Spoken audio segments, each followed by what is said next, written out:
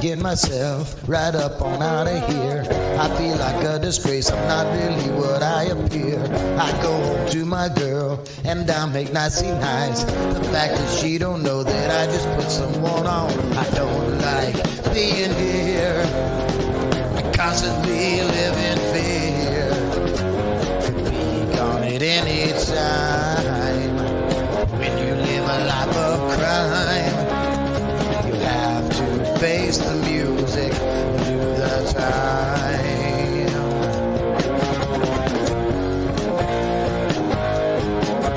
I'm trapped again, and fate as always hasn't wrapped again. I always get caught in my life of sin, but I just keep on going back again. You know I'm lost again, when all I wanted was to find a friend. Someone that I can always depend on to help me find my life again. You know I'm trapped again.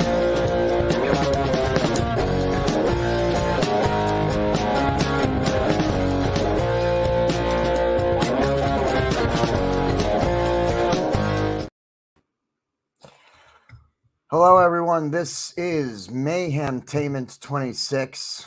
Welcome to Jurassic Park, and I am your host, JD. CranderQ from Friends of the Squared Circle will be joining me momentarily, but I'm going to give a couple of shout-outs real quick before I bring him in.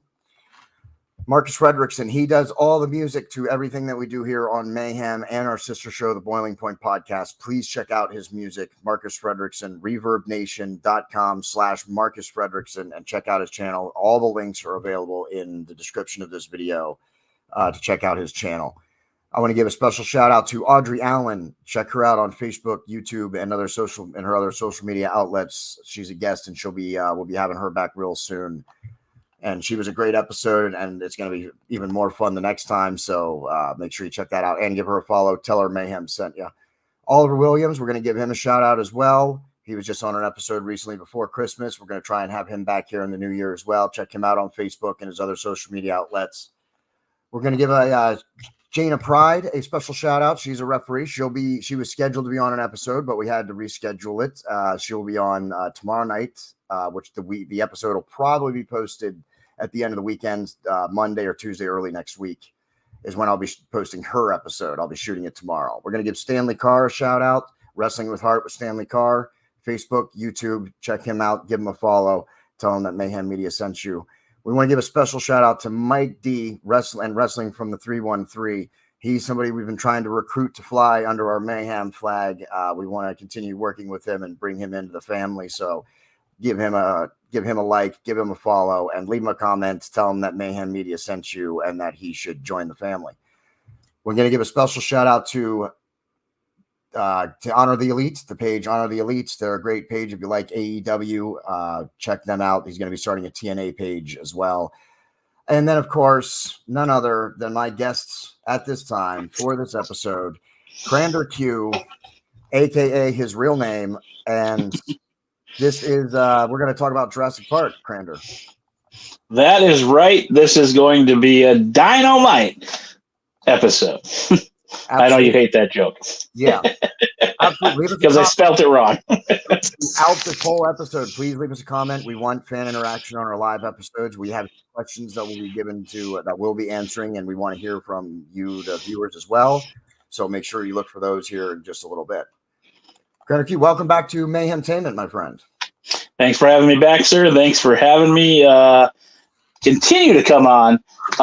You're not sick of me yet, which is a pretty cool thing. A lot of people just want to be done with me after one episode. So Yeah, absolutely. But not me, because I like having you on. You're entertaining, and I think we have good episodes all the time. So we're Oh, gonna. definitely, I like definitely. being an outlet for you. You know, you do a lot of wrestling and Mhm. stuff on your page, so you come on our show, and you don't always have to talk wrestling. We get to talk about some other topics. That's right. So this is what I love about like what we do on here is I am a huge movie buff as well. So it's super exciting that I can talk movies as well. I focus, 6, 7 days a week on wrestling, constantly working on that page to grow the followers, closing in on 1,700 already after just hitting 1,600. So it's a nice break in the body slams, the pile drivers, Yeah, and all of that. It is an exciting time of year because it is WrestleMania season, but it's a nice break to talk about my other passion is movies, and one of my favorite movies being Jurassic Park. So yeah, absolutely. The Jurassic Parks. We're gonna be talking about the Jurassic Parks and the Jurassic Worlds, both trilogies. So let's right in. Let's jump right in. Actually, well, let's do our first. Let's do our first question right quick here. Let's do this. Jurassic Park or Jurassic World? Jurassic Park or Jurassic World? If you're watching this, leave us a comment if you prefer Jurassic Park or Jurassic World, and we'll put up your comments while we talk about some of the. Sorry about that. I clicked the button. no, you're good. While we're going over some of the movies. So leave us a comment and tell us what you prefer, Jurassic Park or Jurassic World. Just before we get into it, do you prefer Jurassic Park or Jurassic World? So I lean heavy towards Jurassic Park because that was my childhood. That's when I thought everything was movie magic, and it would suck me in. Obviously, movies still suck me in, but it's just like, all right, how many explosions can we have? How many, Yeah. pop scares can we have? But that original one is just such an epic movie that it makes me pick Jurassic Park all the time. And fun fact, we were at Kohl's buying T-shirts, and the wife grabbed one, brought it up to the register. I was like, "Oh, that's really cool, but it's Jurassic World. I don't want it." So, not that I hate Jurassic World, it's just I'd rather have Jurassic Park merchandise. Same with some other stuff. But Yeah, well, we're going to get into some of the differences and stuff. Nick, yep, who's left the comment, he also prefers the Jurassic Parks. Thanks you for commenting. I am also a I fan paid him of to be here. Jurassic Parks. So I definitely picked the Jurassic Parks. In fact, Jurassic Park 1 is, I think, the best of all 6 movies, hands down. Yep.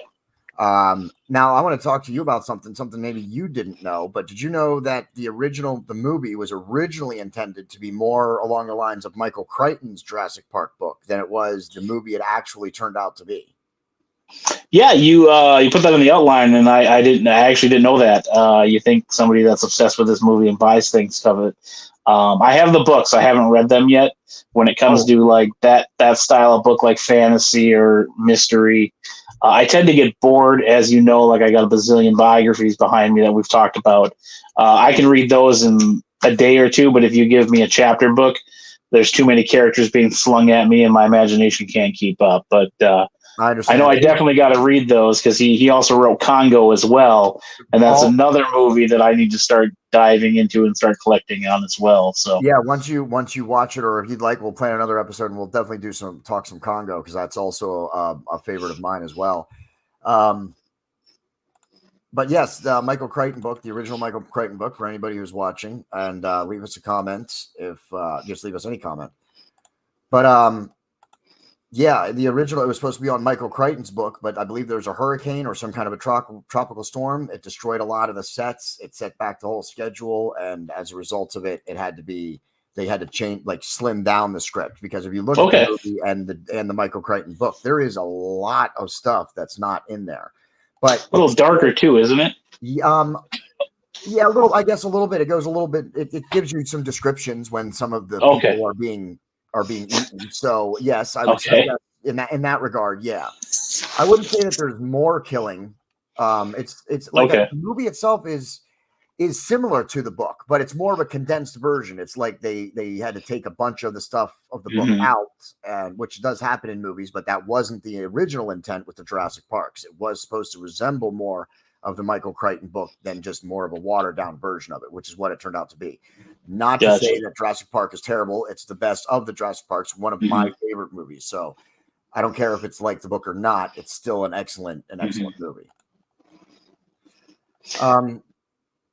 The second one, that's where we get Jeff Goldblum, Ian Malcolm.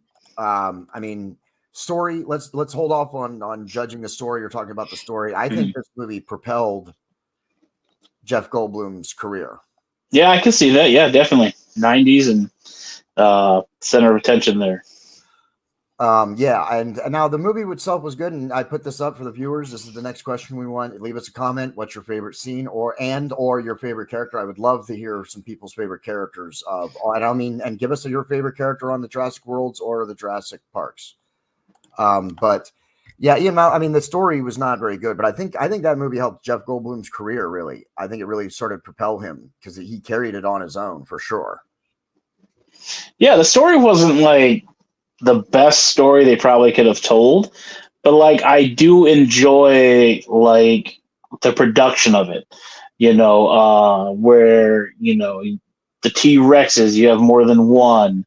Yeah, that scene where it's going over the edge, that's a really good one. That gives me goosebumps just thinking of that. Yeah, you're right. And I actually didn't even think about that when I was putting this episode together, because I kept thinking of Jurassic Park too, and I'm like, I mean, there's parts of it that are good, but the story is just kind of blah. A second island with dinosaurs that just live freely. It just is like, where all of a sudden.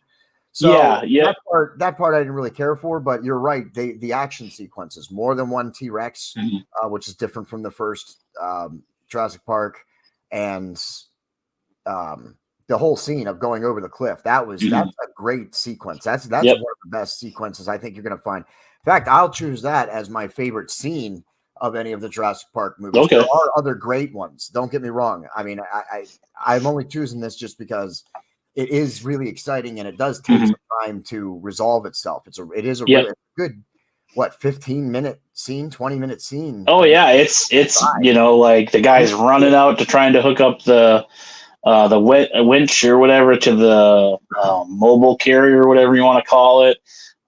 They're inside trying to deal with everything going on and the gravity. He saves them. Richard Schiff, that's the name of the actor who plays the character who saves everybody, but then gets eaten by two T-Rex in the process. Yep, and how that's a good scene right there where they, throw them up and and break them in half, and the whole scene saving these guys even while the T-Rexes are right there standing, like they're looking at him, they're going to eat him, and he knows this, and he's still stepping on the pedal, trying to buy them enough time to get secured. Right, so that they can get up. So unsung hero they don't acknowledge. Yeah, it's a really great action-packed sequence. The Joe Monroe Show. You're still watching? Yes, we did say Jurassic Park. Welcome to Jurassic Park, presented by Mayhem Media. Yeah, my favorite scenes are. It's probably in the first one. It still gets to me to this day. That kind of sucked me in was that moment where that glass of water had the ripples. Oh my! Like it doesn't have anything really except for that shot. Is very. Yeah, I just remember that being the moment that was like, oh my gosh! And then my grandfather, he had one of those big, huge TVs back in the day that you take 7 people to move into your house, and then he had surround sound before it was just a bar, like those big speakers. So it like shook the house, and we had all the lights off, and it was just like, holy cow, this is so cool. And like, I swear it happened. It probably didn't happen, but like, there was a glass of water on the lampstand, and it was shaking. So it was kind of cool to see like how the speakers were making that shake. And back then, as a kid, the CGI is just, out of this world. It was, and really you're just like, holy cow, they made dinosaurs, And then my all-time favorite scene, though, has got to be when the guy gets eaten off the toilet in the first one. And I'm going to put that picture in my bathroom when we get a house. That's going to be in the bathroom. So Gennaro is the name of the character who gets eaten off the toilet. He's one of the lawyers, one of the people that stayed in the park. The blood-sucking lawyer, yep. And Logan Anderson Cartman, you are absolutely right. The first one does set the tone for the rest of it. Without the first one, the rest of them don't even have value.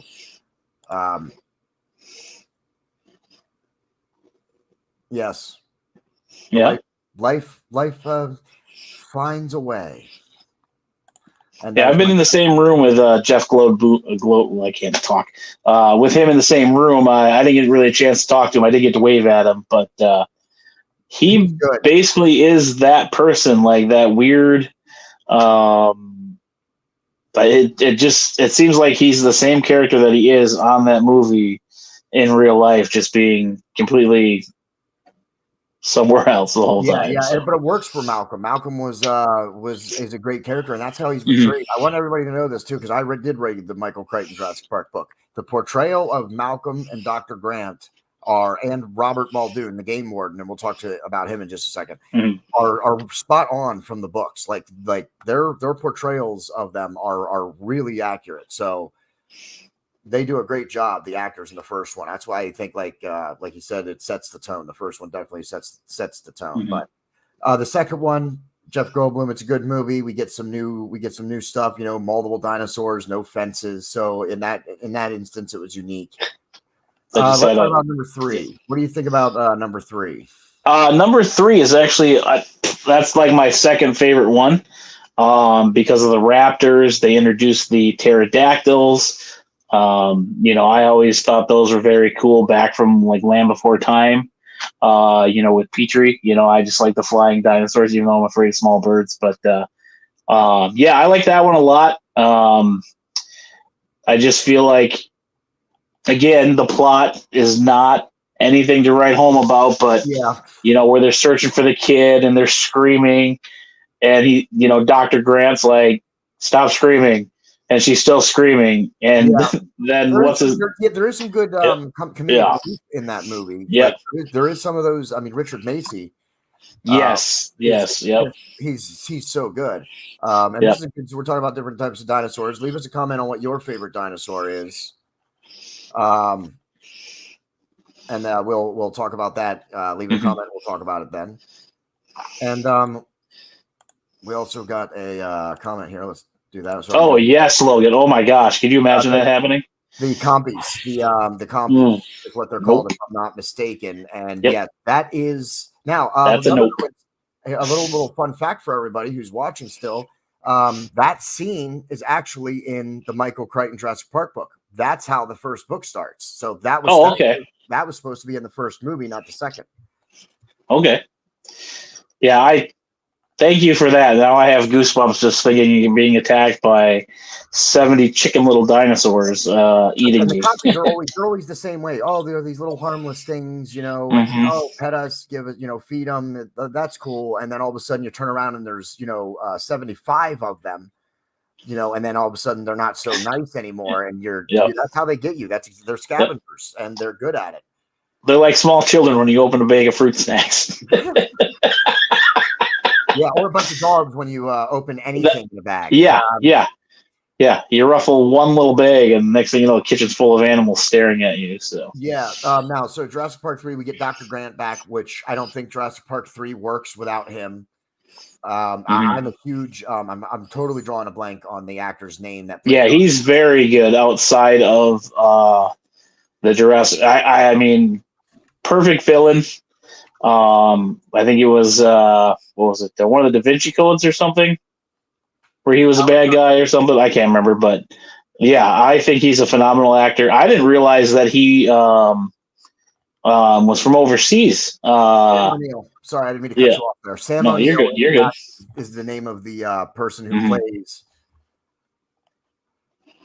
Sorry, we just got some comments. I'll put them up. That's good. We want the comments. I'm glad we shared this out tonight. So but Sam O'Neill is the name of the actor that plays Dr. Grant, and I think based on the books, the video games, everything Jurassic Park, he is Dr. Grant. Yeah, definitely one of the more iconic characters. That everybody relates to. And that opening scene in the first one when he's talking to the little chubby kid, I thought that was great too, how he, with the raptor club. Yeah, he did really good. I love that too. Ignore Randy. Randy, see, listen here. I'm aware of the beef between you and CranderQ here. Don't be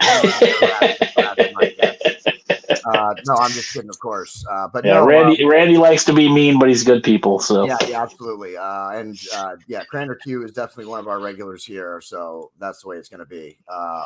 Logan Anderson Cartman, Event Horizon, a very good movie too. Also very underrated. I also like that movie very well. You know, maybe we should put an episode together about Event Horizon sometime. Yeah, Logan would be your guy. I've never seen that one, so. Oh well, you'll have to look it because it's excellent. It is a really good movie. It's a sci-fi kind of movie. It has to do with outer space and black holes. Okay, I like that stuff. Yeah, he's actually my future guest on Friday's episode. So. Oh, sweet. That's really great. And the Joe Monroe Show, the book is way better than the film in my opinion. And his favorite dinosaur is the raptor. I couldn't agree. I mean, the raptor is excellent. Mm-hmm.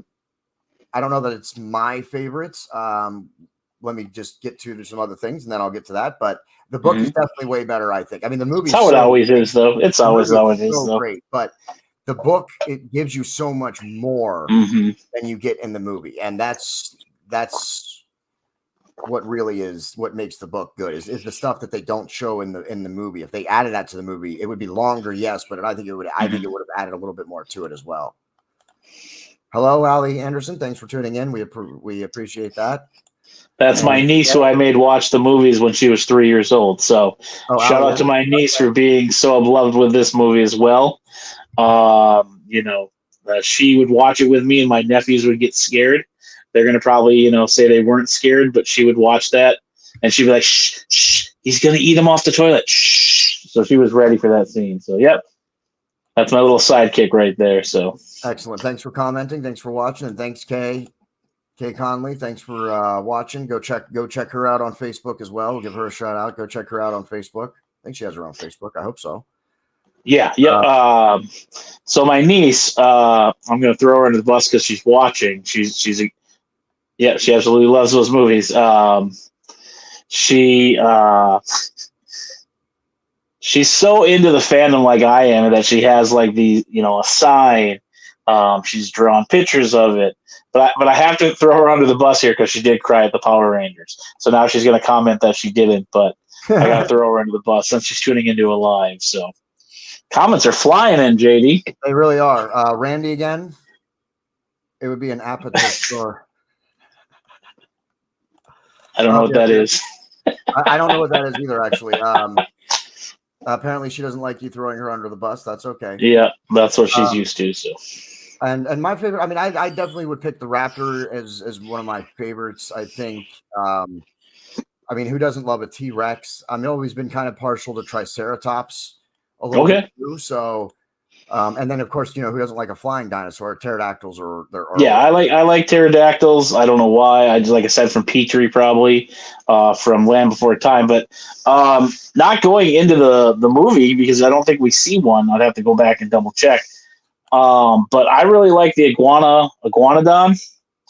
And it's kind of funny how I like that one, and it kind of relates to like wrestling the Samoan Spike because they had that large thumb that was kind of like a defense mechanism.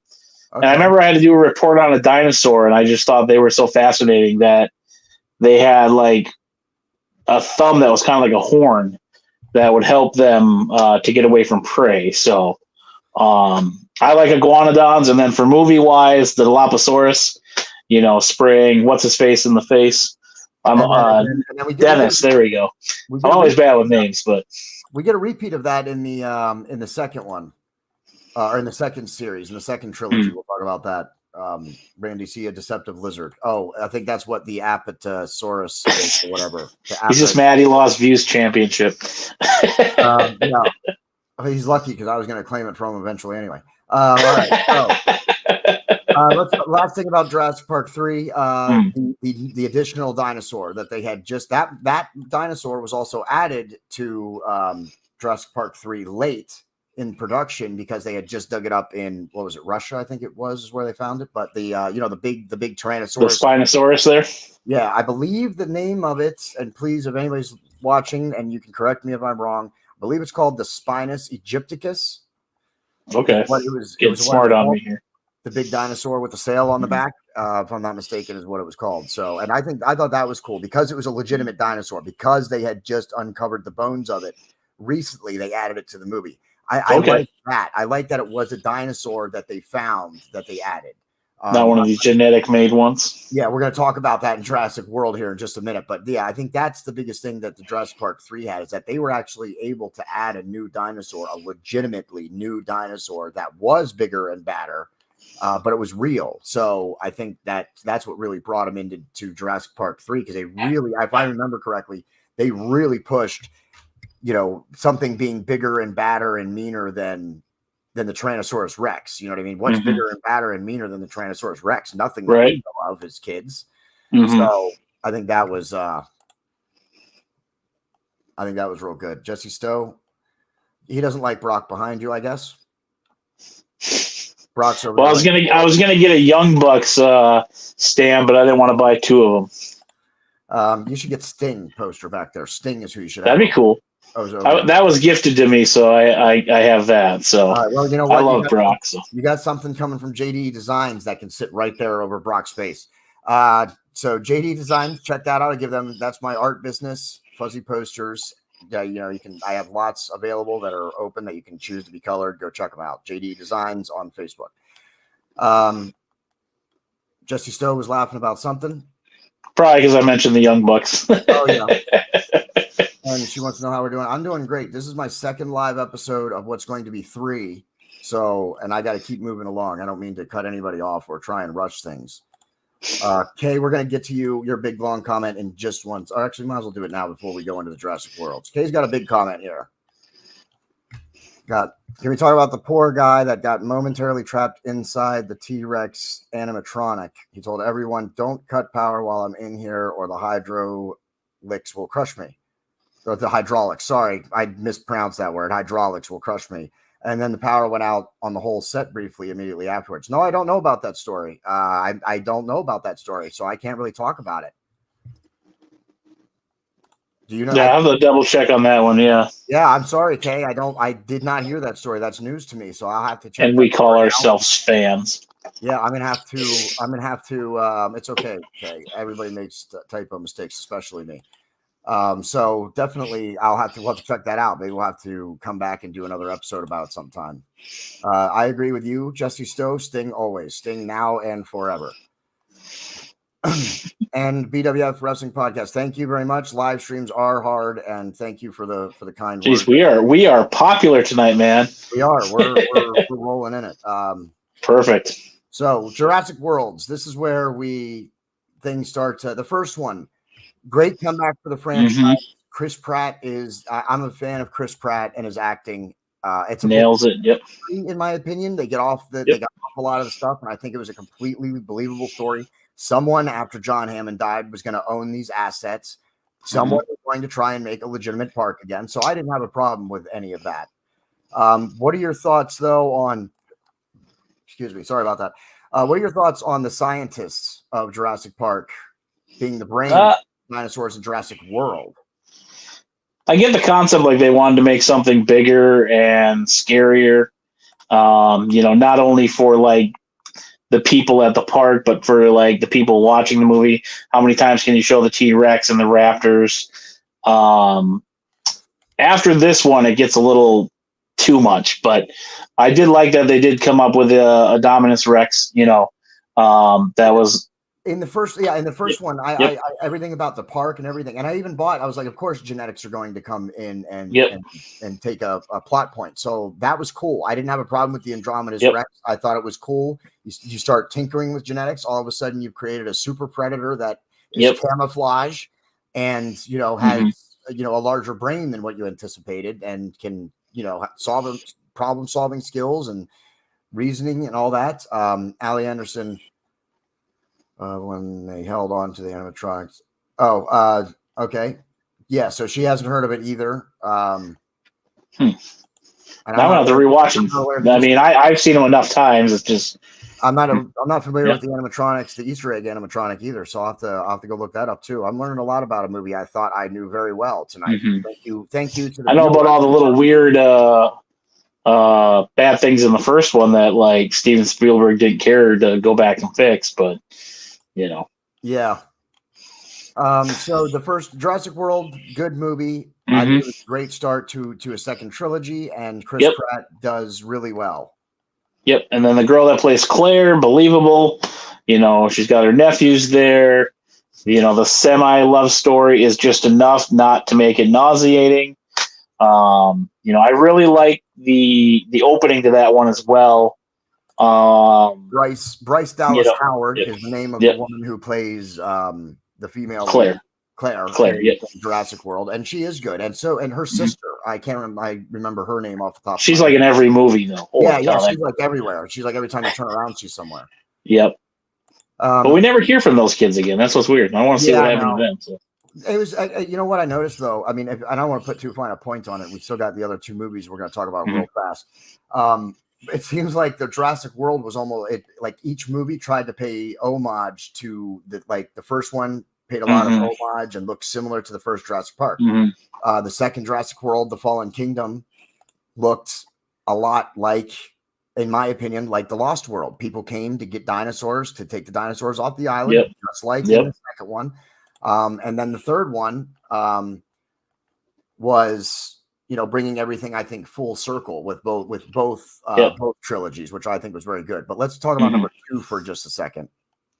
Oh wait, what about the scientist from the Jurassic Park? Did you like that it was him being in the Jurassic Worlds then? Did you I like the little twist there. That was a nice little thing there. I like that guy. That he's a good villain.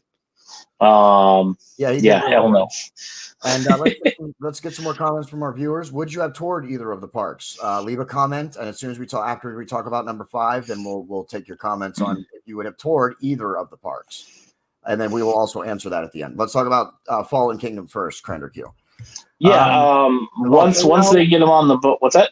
The volcano in Fallen Kingdom. Yeah, once they got them on the boat and they're leaving, that's when I feel like it went downhill, because that scene where they're rolling in the ball, and Claire and the goofy scientist guys with her, everything into that, leading up all into that, was just awesome. And then you get that super depressing moment, and then after that, I just kind of was like, it just went. Yeah, unfortunately, I think that's what happened to the Lost World Jurassic Park. I think everything was fine when they were on the island, and I think as soon as they and then there's a whole another 45 minutes of the movie with the T-Rex tearing apart San Francisco. Yeah, and I think that's where it went off the rails for me too. And again, I don't know why they did it, but you know, both the second movies and both the trilogies were good movies, decent enough that they took a left turn and kind of took them off the rails right as soon as they tried to take them off the island. All right, so what's up? What are your thoughts on the? I don't really care for how they got Chris Pratt's character and Claire Bryce Dallas Howard's character back on the island. I thought that was kind of blah storytelling. Yeah. I mean, because of the Raptor blue, that's why Chris Pratt went back. I thought that was a little much. Yeah, it's, you know, I get like that he was obsessed with the Raptors and stuff, but you know, yeah, the last two just kind of, you know, as a fan, just make me sad. I just, like you said, you just didn't believe the, you know, new dinosaur. I mean, the new dinosaur, the I can't remember what it's called, the new Raptor. Yeah, that was a bit much too, with the lasers and the I mean, and again, and look, in number 3, in the Jurassic Park number 3, that what was that? It was about there was a whole Raptor section in that movie about how they communicate now, how they can coordinate, the way they coordinated their attacks, and it was like they wanted to try and take it to the next level. And I'm sorry, everybody, you're not like they were super, super smart. You know what I mean? Yeah. We're never going to tame dinosaurs, even if we were to reproduce them and genetically engineer them again. We'll never control them. It's ridiculous to think so. So anytime these movies try and do that, I'm like, you've already done. There's 2 movies where you tried to do this and it didn't work, and now you're going to try again for a 5th and in the 5th and in the 6th movies. So yeah, I like the 4th movie, but 5 and 6 to me kind of just You know, and then there's cloning, and now they're cloning people, and now they're cloning people. Now they're not just cloning dinosaurs. Now we have people cloning people.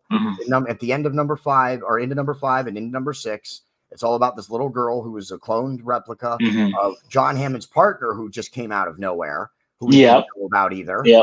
So I thought 5 and 6 were really a reach. Yes, I will totally agree. I love the series. I will watch them, but like it just goes completely a different direction. Like we're focusing on dinosaurs, and then now we have this, genetically cloning engineered aspect. And I missed it. Like the first time I watched the second one at the theater, I was like, so what's the connection with the girl?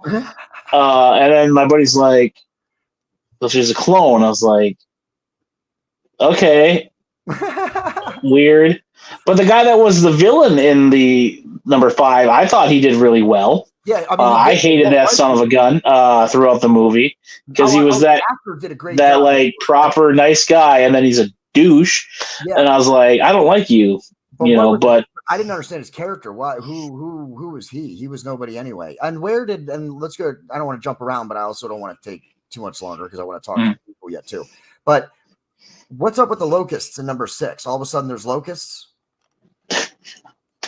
What do the locusts have to do with dinosaurs? All right, is all I'm saying. Personally, I don't like flying insects, but Tremors. Ignore me. There we go. We'll there's another episode for us.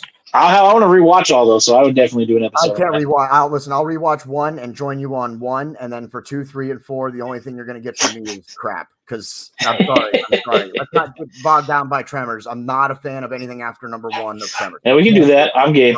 But yeah, I didn't like the cloning. I didn't like that, and then it adds some theatrics because she gets kidnapped. Then they got to go get her, and then they take Beta. They got to go save Beta, and like that's the part I just was watching a little bit of it today again just to refresh my memory. Like that trip they took because they went to like certain places, and then they had to fly to Italy and dink around in Italy for like a little bit. That's almost like a month. Like I feel like that they're going after to find. I blanket on her name, Maisie. Maisie. It's just like, so that raptor, if it's like any other animal, if they lose, I'm assuming a child, they're moving on. Like, and well, not only that, but when her grandfather dies, who's her guardian at that point? Like, she has no parents, or she was a clone by her. She was a clone of her mother, so there is no father. But she doesn't have any other parents. All of a sudden, this dude, any other relatives that he just hid away, So they basically took her like themselves, like they say in the movie. So it's. I think it just helps set up another plot to get you invested in a little kidnapping and because I mean, if they would have stole just a baby raptor, are they going to just go get a baby raptor back? Because he gives up another dinosaur in the beginning of that movie. And he's just like, whatever. But then it comes like back to Blue. Like, I get it. People have pets. You're obsessed with your pets, but like raptors aren't pets. This is something that could literally kill you. Yeah. But so I think that just adds to more of the dynamic to give it more of a story arc. Yeah, I think they did that too much of that with number 5 and number 6, in my opinion. Yeah. Let's do some comments. I would love to. I'm not going with you, kid. I think I would love it too, but I don't. I think that's my concern, though, is that something would go wrong when I was there, and then that would be my problem. Yeah, I'm not a fast runner. I would probably be the guy that's in Italy just riding his scooter in between 2 Rexes, and getting eaten. So. Oh, we already did that. Sorry, Randy. Yeah, you're just giving Randy some ammo. So we'll definitely do a Tremors one and then include you in it.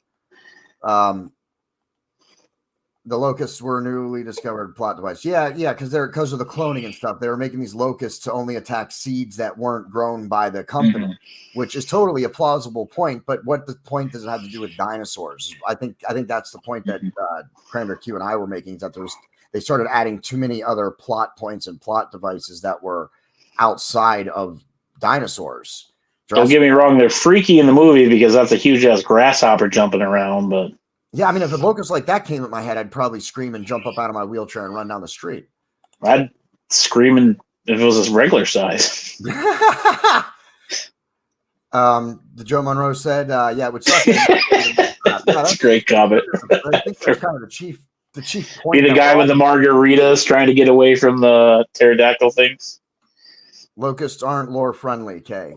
I mean, they can be. It's just, but I mean, I get locusts are also like kind of, old creatures and stuff. You can trace locusts back to a long way, but, it's about dinosaurs. That's at the point that the core, Jurassic Park, Jurassic World is supposed to be about dinosaurs. The locusts were kind of, I get, they were showing what they were doing, but it got a little bit off of the dinosaur stuff and too much into, hey, this company is really a piece of crap.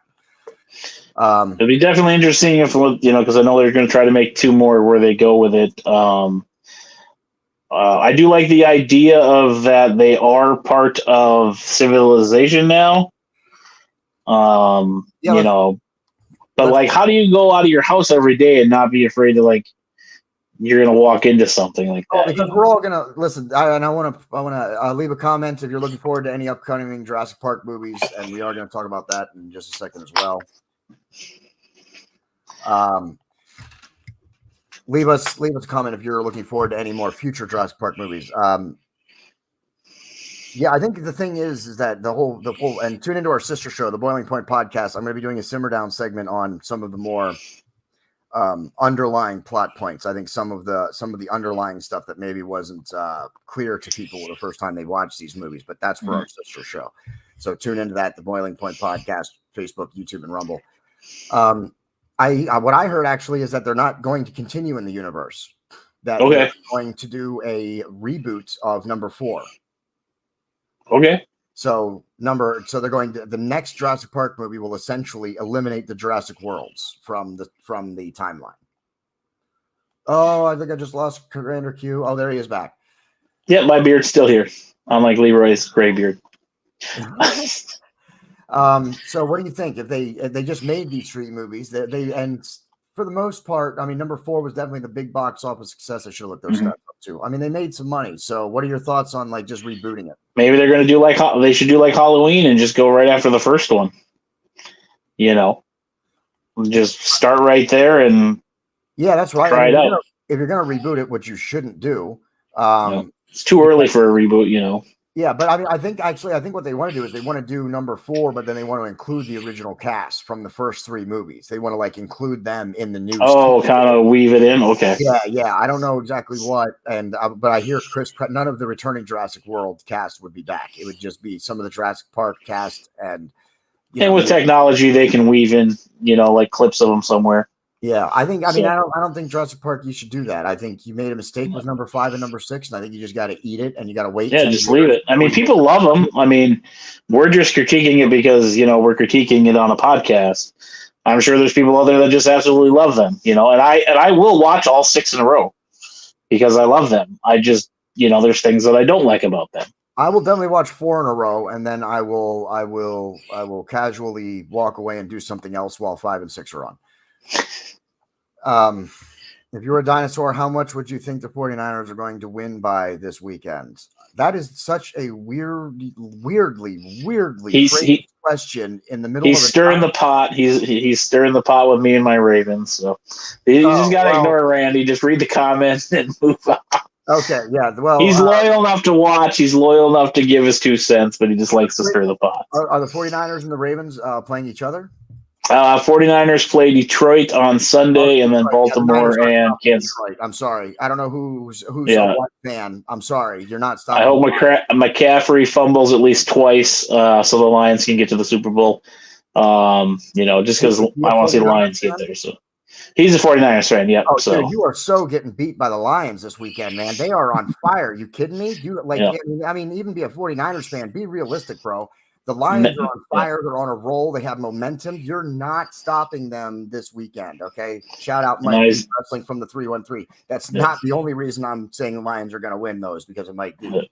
The Lions have momentum. They have something going for them. They have a story. Now you just woke them up on the keyboard, so we'll keep talking dinosaurs. We're coming to the end, so he can sit there and keep chatting while I'm off doing other stuff. State of Pro Wrestling Podcast. As soon as we end this show, tune into the State of Pro Wrestling. I'm supposed to be producing an episode with them. In fact, I should be doing it right this very second, but I'm running a few minutes behind. So tune into that after this episode. We're jumping all over the place here. It's the end of the show. Anything else you want to talk about? I mean, let's just, keep doing what we're doing. You can check me out at Friends of the Squared Circle on YouTube and Facebook, as well as Show Me the Collectibles. That's our sister show where you can show off your collectibles. And that's all I got to say. And you can wrap up your thing here and get on to your next interview, sir. Yeah, Randy, I'd love to have more time and own you on my episode, but I do have to go. I have a paying production job immediately following this. So that's money talks, and your bullshit can walk. No, just kidding, Randy. All in good fun, Randy. All in good fun. Bet him a hat. Yeah, don't bet him. Don't bet him. Thank you for the positive words. Thank you for tuning in. Share this episode out, everybody. Mayhem Media. Look for us on Facebook, YouTube, and Rumble, and our storefront, bonfire.com/store/JDE Designs. That's with a Z at the end of it. And pick yourself up some apparel like this Mayhem Media design. Sorting through today's headline so you don't have to. Mayhem Media, established 2022.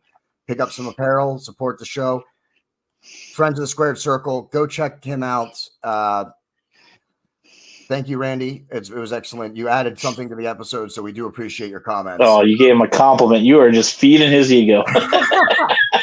Check out Friends of the Squared Circle. That's CranderQ's show. Tell him Mayhem Media sent you, and tell him that you enjoyed seeing him on this show and that you want to see him come back more often. And if you really, really feel like helping the Mayhem brand, you can even, ask him why he doesn't just join Mayhem and, join the family, and we can all continue to work together to grow a company instead of just an individual show. I'm building a company, and I want CranderQ to help me, and he's being reluctant. So, you want to talk to him and talk him into it. Join Mayhem, and hottest free agency in the business. It can only get better from there. I'm gonna harass you once in a while. Oh, that's fine. Take your shots. So definitely check that out. Let me give some more shout outs real fast before we get out. State of Pro Wrestling, go check them out. I'll be doing an episode for them. Marcus Frederiksen, he does all the music. ReverbNation.com/Marcus Frederiksen. His links are available in the description of this video. Go check out his music. Share out your favorite song. He does all the music for Mayhem Media. We miss you, brother, and we'll see you again someday. Audrey Allen, we want to give you a shout out. We can't wait to have you back on again. It was so much fun to have you on the first time. We're going to give Oliver Williams another shout out. We're going to have him on, hope maybe even in his character. Jana Pride we'll have on tomorrow night. Look for that on Monday or Tuesday. That's when the episode will be released. That one is not going to be a live episode. Stanley Carr and Wrestling with Heart with Stanley Carr. Go check him out. He's growing his YouTube page. He's growing fast. Check him out. He offers a unique perspective on the wrestling side of things. He gives wrestlers and referees and talent a chance to talk about things outside of wrestling. So that's pretty cool what Stanley Carr is doing. Go check him out. And a big shout out, Mike D, Wrestling from the 313. He'll be joining us for the Super Bowl episode in a couple of weeks. And we can't wait to have him back and continue to work with him. We're also trying to recruit Mike D here for Mayhem to fly under our flag as well. So tell all those people, if you go check out any of them and go give them any a follow, tell them Mayhem Media sent you. And we'll give you one last shout out, Kay Conley, because she gave us a couple of comments in this episode. So we'll give her one last shout out as well. CranderQ, anything else? Yeah, with Kay, original wrestling themes. She's got a Facebook up. Almost already up to 100 followers. She was a guest on a previous episode with me. She has a unique take on wrestling music. She's got some big news coming out. Spoiler, I got to know. But I'm not going to give her... I hope I said that right. I think you did. Okay. You know me, I suck at plugs. But, yeah, hang out. Come talk. If you want to talk movies, hang out with JD, and hell, I'll jump on with you. But it's your boy, CranderQ. CranderQ out. That's all I got to say. And I'm your host, JD. That's the end.